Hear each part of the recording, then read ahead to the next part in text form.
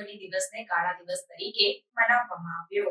ગોધરા ખાતે આવેલા વામનરાવ હોલ ખાતે ભારતીય જનતા પાર્ટી દ્વારા કટોકટી દિવસ મનાવાયો હતો, જેમાં ઇન્દિરા ગાંધીની સરકાર સમયે લાગેલી કટોકટી લગાવવામાં આવી હતી।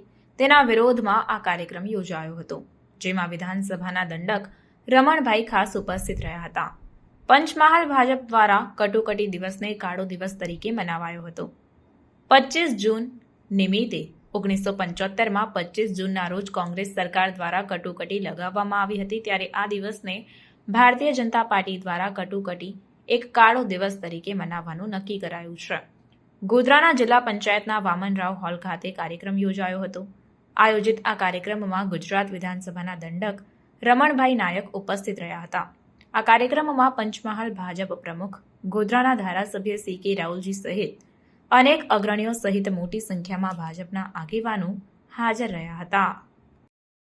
1975 25 જૂન ના દિવસે તત્કાલીન કોંગ્રેસના વડાપ્રધાન ઇન્દિરા ગાંધીજીએ જે કટોકટી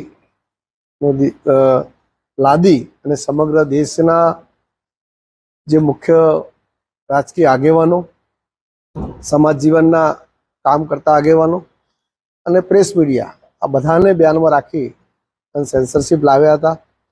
અને એના દ્વારા એક બહુ મોટી મૂવમેન્ટ ચાલી અને એના અંતે ઘણા બધા 1,75,000થી વધારે લોકો એમણે જેલવાસ પણ ભોગવ્યો અને 19 માસ બાદ ફરી પાછા એ 1977માં ભારતીય જનતા પાર્ટીની પણ તે વખતની સંયુક્ત મોરચાની સરકારો બધા ભેગા મળી અને સરકારની રચના કરી હતી।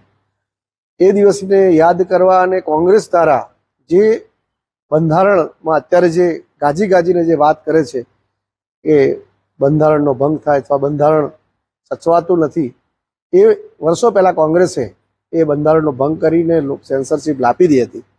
તો એને એ કાર્યક્રમને ઉજાગર કરવા અને બધાને કટોકટીના દિવસો જેમણે યાતનાઓ ભોગવી હતી એવા સૌ મિસાવાસીઓનું વિશેષ કરીને એમનું કીર્તન, એમાંથી પ્રેરણા, એમનું સન્માન અને આવનારી પેઢીને એક જ્ઞાન મળી રહે અથવા એની માહિતી મળી રહે એ દિશાનો આ એક ભારતીય જનતા પાર્ટીનો પ્રદેશ દ્વારા નિયુક્ત થયેલો કાર્યક્રમ હતો અને એના અનુરૂપ આજે બધાએ સાથે મળી અને એ દિવસને યાદ કર્યો અને ભવિષ્યમાં પણ આ દિવસો ફરી જોવા ન પડે એ દિશામાં સૌ સમાજને કાર્ય કરવા માટે પ્રેરણા પણ આપી।